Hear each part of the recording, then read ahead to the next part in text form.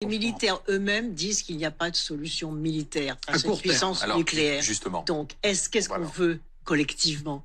Est-ce qu'on veut que la paix revienne en Europe? Parce que non seulement il y a des dégâts considérables en Europe et en tout premier lieu sur le peuple ukrainien, mais aussi dans le monde entier. Et l'ensemble de l'Europe. Il y a des phénomènes de haine liés à ce conflit, Et des conséquences économiques aussi. sans parler des conséquences économiques dramatiques, non seulement sur les peuples d'Europe, mais sur les peuples des pays les plus pauvres, avec toute la spéculation sur le prix des matières premières, le prix de l'énergie, les masses d'argent considérables qui sont détournées des besoins humains fondamentaux vers les industries de l'armement, car tout le monde ne perd pas dans cette guerre.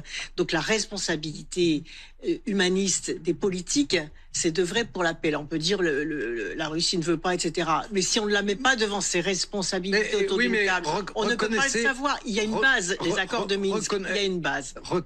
C'est-à-dire chacun derrière sa frontière et la neutralité le long de la frontière. Donc, reconnaissez d'abord.